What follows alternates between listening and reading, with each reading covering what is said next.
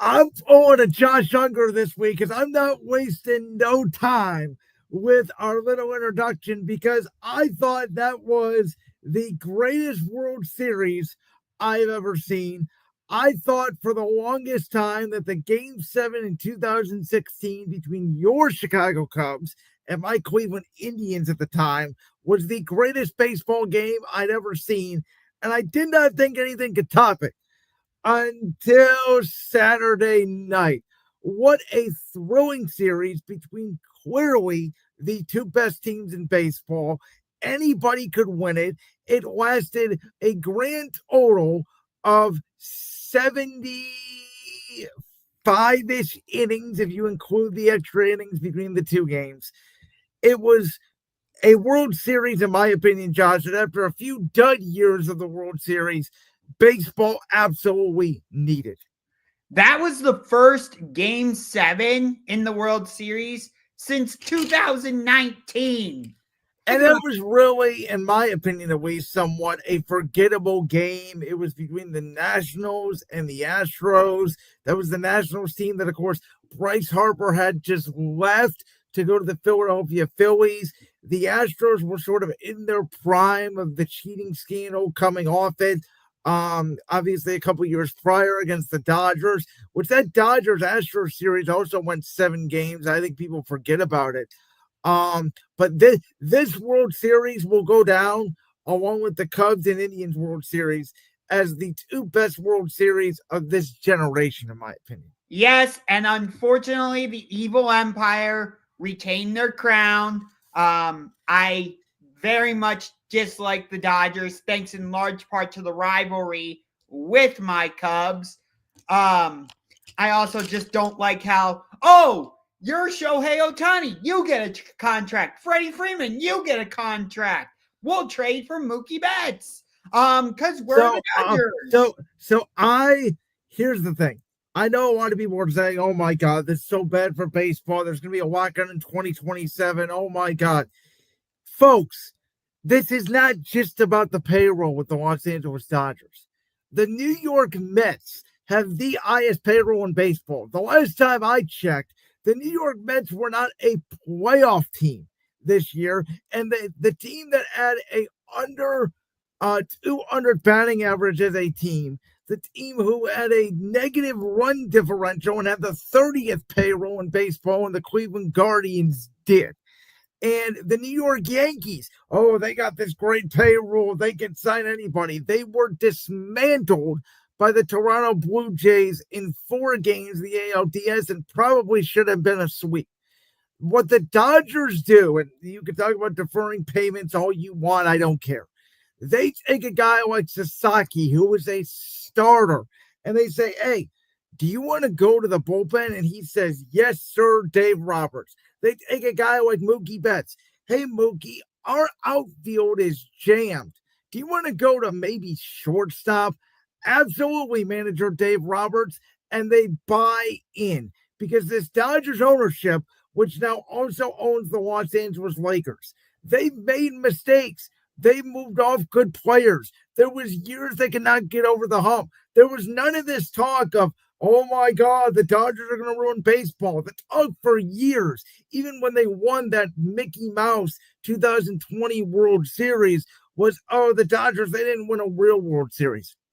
The difference between those Dodgers teams and the now back-to-back World Series champion Dodgers team is one guy, and it is the guy who was in Los Angeles, and one organization could have made him an absolute star.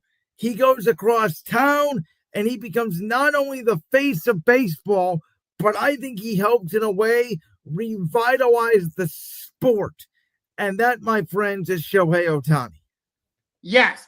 And we talked about this a little bit last week at the end of the betting scandal conversation. I know it was more so his translator, but I believe he was involved with that. I know you gave me the information that Major League Baseball did their investigation and said he was clear. I don't believe that. But that's neither here nor there.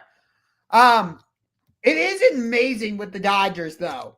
or as I like to call them, the evil empire, that they get a guy like Miguel Rojas, who hadn't been in the lineup since what, like early October or something?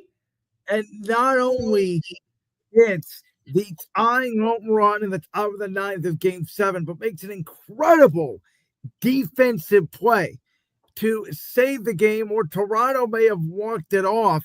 And also, not only him, how about a guy like Max Muncy, who was cut by the Oakland Athletics? They said he couldn't hit. He was struggling all postseason. And what was the nugget that, and I'm being sarcastic here, your favorite announcer, Joe Davis, Dave, He pissed me off throughout Game 7.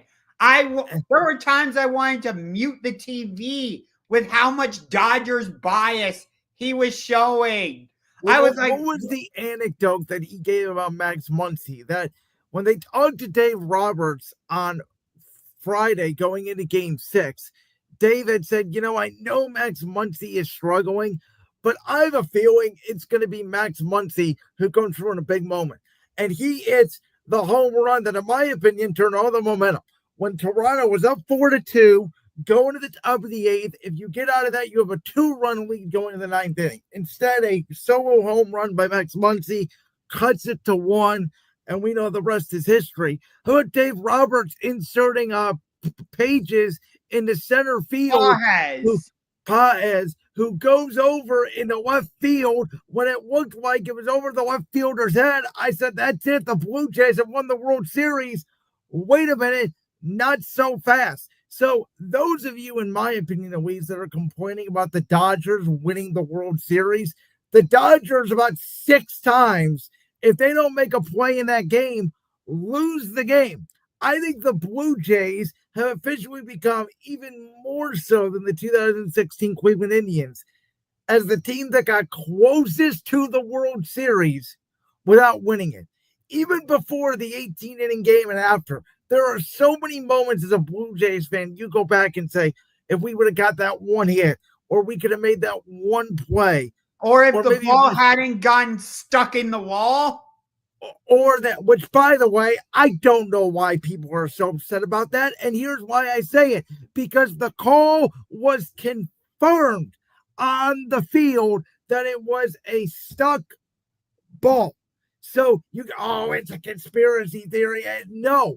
If the call was incorrect, they could have reversed the call, given the run to Miles Straw. Instead, what happens? The very next pitch, you get a line drive to left field, a catch, a throwback to second base, ball game. The game is over. And at that moment, Blue Jays fans, I think, knew, here we go again. Yeah.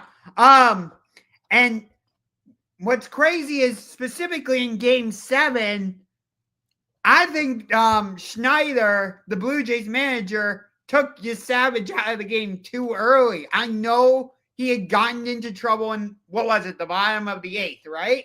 Top of the 8th. Top of the 8th, my bad. But we've seen how dominant he has been throughout this postseason. He's also a young guy, though, and that was his first time coming out of the bullpen. That's the difference. Look at the Dodgers. I told you going into the postseason why I originally did not pick them to make the World Series is because the weakness of their team was their bullpen. And we saw that on display in game 3, against the Phillies, in game 1 against the Blue Jays. They decided, let's not go to our bullpen at all besides Yusaki. Let's pitch literally all 5 of our starters in game 7. Yes. Which how Yamamoto was able to come back after throwing 90 plus pitches. Oh, that was old school. Sandy Koufax, Bob Gibson. That's stuff that they did like back in the 1920s, pre-World War I days. A guy goes out, throws 96 pitches, the next day in extra innings for 40 pitches.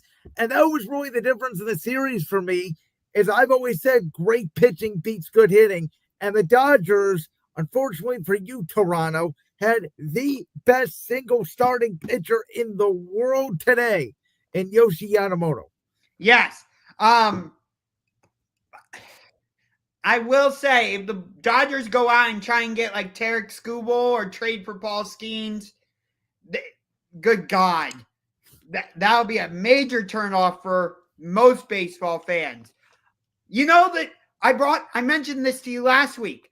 The Dodgers are now, if you're counting the 2020 World Series, then they are 3-1 against the AL East.